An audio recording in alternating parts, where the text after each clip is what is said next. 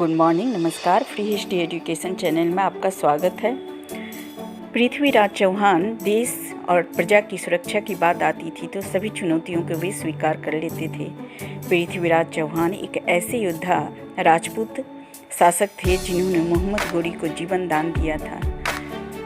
गोरी ने भारत पर आक्रमण किया, यहाँ के मंदिरों को तोड़ा, लूटपाट मचाया, बहुमूल्य सोने चांदी उठाकर ले गए। भारत को उसमें सोने की चिड़िया कहा जाता था।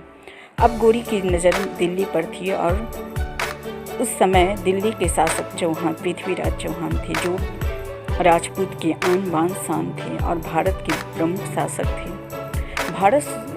भारत के कुछ देशद्रोहियों की वजह से तराई के सेकेंड युद्ध में गोरी ने चौहान को हरा दिया। गोरी चौहान को इस समय बंदी बना लिया, क्योंकि वो गोरी भांप गया था कि यदि पृथ्वीराज चौहान को बंदी नहीं बनाया तो जनता उसे कायर समझेगी, क्योंकि चौहान को हराना लोहे की चने चबाना जैसा था। चौहान युद्ध कौशल में माहिर थे। गोरी चौहान को बंदी बनाकर अंधा बना दिया। गोरी ने तीर प्रतियोगिता का घोषणा की, जिसमें चौहान को भी आमंत्रित किया गया। चौहान से कहा गया कि यदि वे जीत जाएंगे तो उन्हें जीवन दान दे दिया जाएगा। चौहान ने तीर अंदाजी में भाग एक ही उद्देश्य से लेना स्वीकार कर लिया।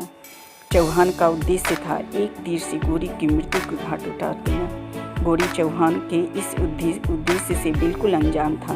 गोरी चौहान के शब्दभेदी बाण अर्थात आवाज़ सुनकर उसी दिशा में तीर चलाने की कला को देखना चाहता था, और चौहान ने गोरी की आवाज़ सुनकर उसी दिशा में तीर चला दिया, जिससे गोरी को तीर लगा और उसकी मृत्यु हो गई।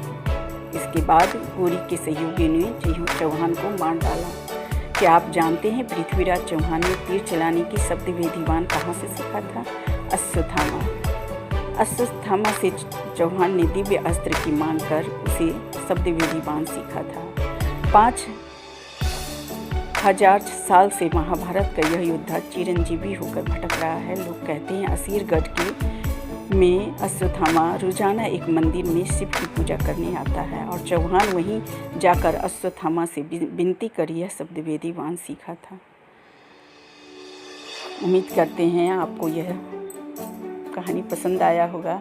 प्लीज़ हमारे चैनल को सब्सक्राइब कीजिए। वीडियो पसंद आए तो देख के लाइक शेयर ज़रूर कीजिए। थैंक्स।